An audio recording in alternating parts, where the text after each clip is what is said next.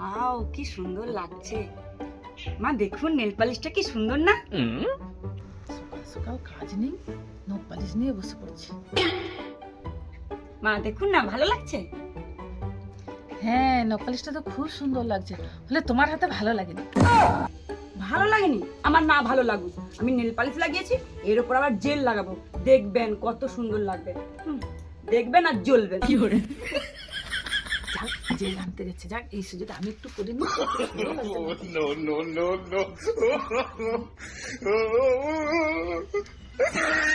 এ কি, আপনি আমার নেল পালিশ নিচ্ছেন কেন?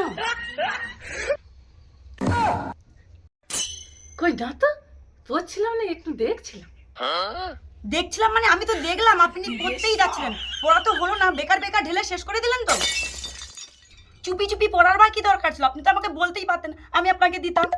চুপি চুপি মানে তুমি কি আমাকে চোর ভেবেছো? মনে করেছো চুরি করে তোমার নখ পালিশ পড়ছিলাম? চুরি করেই তো পড়ছিলেন, আপনি আবার বড় বড় কথা বলছেন। কি তুমি আমাকে চোর বললে? কাজকর্ম নেই কি করে, আর সকাল সকাল নখ পালিশ দিয়ে বসে আছে। আপনি পড়তে পাননি বলে এরকম করছেন? তোমার জিনিস আমার দরকার নেই। চুরির মায়ের আবার বড় গলা। কি তুমি আমাকে চোর বললে? আমার ছেলেকেও চোর বললে? আসুক আজকে ছেলে। ওটাই তো আপনি পারেন, ছেলের কান ভাঙাতে। আমার কাজ পড়ে আছে অনেক, কাজ করি গিয়ে। এ কি, বাসন মাজা সাবানটা কোথায় গেল? মা, আপনি কি বাসন মাজা সাবানটা রেখেছেন? হ্যাঁ, বাসন মাজা সাবানটা আমি নিয়েছি। বাসন মাজা সাবান আপনি নিয়ে কি করবেন? আপনি রেখেছেন কেন? নিয়ে আসুন। বাসন মাজা সাবান আমি আলমারিতে রেখে দিয়েছি। কি, বাসন মাজা সাবান আপনি আলমারিতে পুরে রেখেছেন কেন? কিসের জন্য? কেন, ছাই দিয়ে বাসন ধোয়া যায় না? আগে আমরা তো ছাই দিয়েই বাসন ধুতাম। রোজ সাবান দিয়ে বাসন ধুলে সাবানটা তো ক্ষয়ে যাবে তাড়াতাড়ি। যখন আত্মীয় স্বজন আসবে তখন সাবান দিয়ে বাসন ধুবো। ধুর, একটা খিচুনি বুড়ির পাল্লায় পড়েছি, ভালো লাগে না। বৌমা, এখানে জামা কাপড় রাখলাম, ধুয়ে দেবে। উফ, শান্তি দেবে না, তাঁরা ঠিক জব্দ করবে এইবার।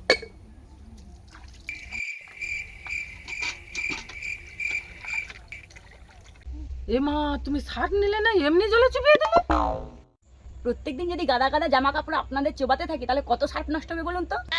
যখন আত্মীয় স্বজন আসবে তখন শার্টতে ভালো করে ধুয়ে দেবো। থাক থাক, আমারটা ধুতে হবে না, আমারটা আমি নিজেই ধুয়ে নেবো, রেখে দাও। ঠিক আছে মা, ধন্যবাদ।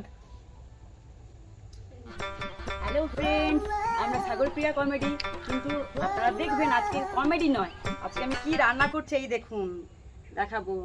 এইটা কাটবো, কেটে রান্না করব। এখনকার মতো টাটা। তাড়াতাড়ি করে সবজিটা কেটে নিয়ে ঝটপট করে রান্না করব, করে নিয়ে সোশ্যাল মিডিয়া ছাড়তে হবে।